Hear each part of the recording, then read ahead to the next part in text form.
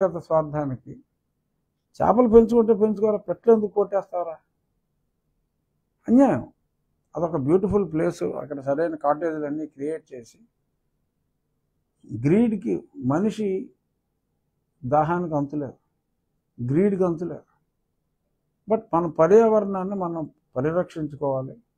మరి పవన్ కళ్యాణ్ గారు లాంటి ప్రకృతి ప్రేమికుడు మనకి ఈ మంత్రిగా వచ్చారు కాబట్టి ఆయన కొల్లేరు మీద పవన్ కళ్యాణ్ గారు శ్రద్ధ పెడితే మరి డెఫినెట్గా 10 రకాల పక్షులు వస్తాయి, ఎక్కువ బ్యాలెన్సింగ్ ఉంటుంది.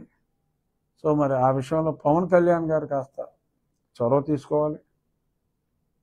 ముఖ్యమంత్రి గారు పర్మనెంట్గా ఈ వాటర్ ఫ్లో ఎన్ని బుడమేరు పొంగినా ఇందులోకి రావడానికి ఇబ్బంది లేకుండా ఉండాలి.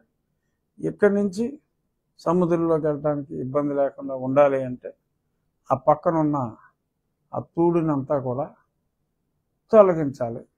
దీని మీద ఫోకస్ పెట్టకపోతే మళ్ళీ చేతులు కాలేక ఆకులు పట్టుకున్నట్టు అవుతుంది. That will be the failure of the government.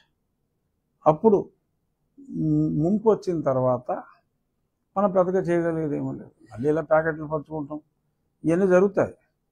అది కాదు కదా. ప్రాబ్లం స్పష్టంగా మనకు అర్థమవుతుంది. సరే, గత పాలకులు నిర్లక్ష్యం.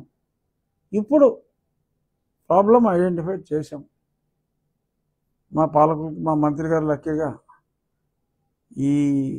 ఈ మంత్రి, జలవనరుల మంత్రి మన పక్క నియోజకవర్గమే కాబట్టి వారికి చెప్తా, ముఖ్యమంత్రి గారికి చెప్తాను, పర్మనెంట్గా దీనికి సొల్యూషన్ చూడాలి.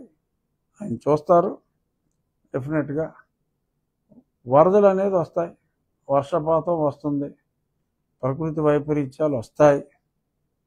దానికి వచ్చిన తర్వాత ఇప్పుడు చేసిందే చేయాలి, ప్యాకెట్ల పంపిణీలు అన్నీ. కానీ ఆ తెలంగాణలో కూడా ముఖ్యమంత్రి రేవంత్ రెడ్డి ఆయన FTL లెవెల్లో అక్రమ కట్టడాలు ఉన్నా, ఇప్పుడు ఇక్కడ మనం కూడా ఉండ్లో అదే చేస్తున్నాం.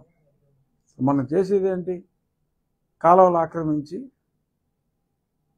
15 అడుగులు కాలువ ఉంటే అటు 3-4 అడుగులు, ఇటు 3-4 అడుగులు మూసేసి ఆ పంట కాలాలనేమో వాళ్ళ వ్యక్తిగత డ్రైనేజ్ అంతా అందులో కలిపి అదే వాటర్ ప్యూరిఫై చేసుకుని ఏమవుతుంది? అంత బ్యాక్టీరియా వైరల్ లోడ్లు వచ్చేస్తే ఏమవుతుంది? జనం చేస్తున్నారు.